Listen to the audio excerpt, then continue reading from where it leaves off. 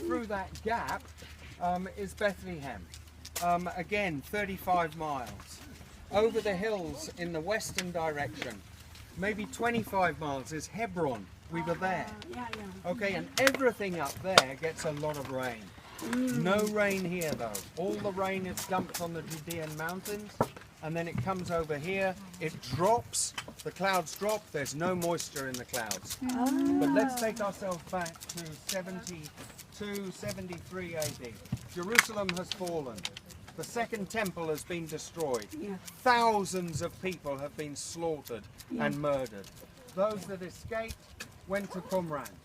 And guess who came down chasing them? It was the 10th Legion, led by Titus, who was Vespasian's son.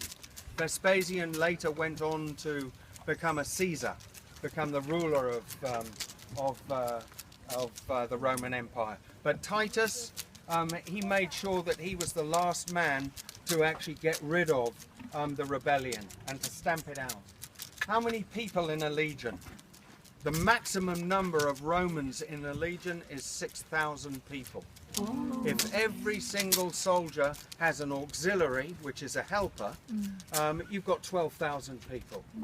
And this was actually joined by half of a legion from Syria, which is to the north of Israel, the northeast.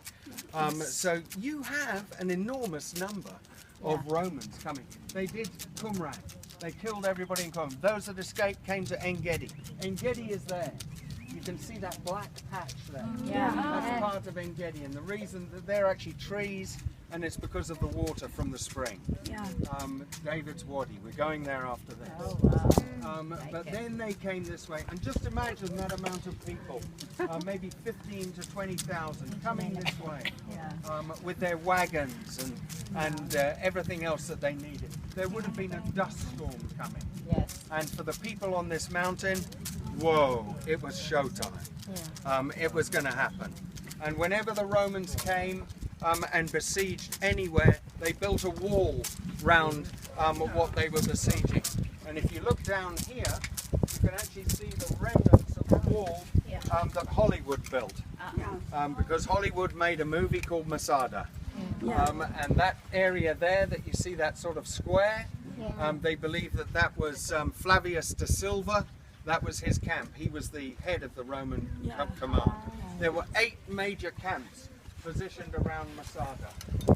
There was a wall down there. There were catapults. There were things being thrown up. The people were shouting. The Romans were shouting at them, "Give up! You don't stand a chance!" All this sort of thing. But they had no water. Everybody on the mountain had plenty of water. And so you can see that path that goes up there, and it goes into the wadi, and it goes on, and it goes into the next wadi. It might have even have gone as far as En-Gedi. And that's probably what the major job for the auxiliaries was, to get water all day, all night. I would think that for the soldiers and themselves. I think it would have been a big train. But they were encamped around. How long do you think the siege lasted? They had to build a siege ramp. They didn't build it there or here because it was too steep. They built it over on that side. And they had to build it, and it had to be level on the top so that the wheels of the siege tower could come up. How long do you think it took them to build? Okay, just ponder on that, because we'll go there and I'll ask the same question later. Any questions? No.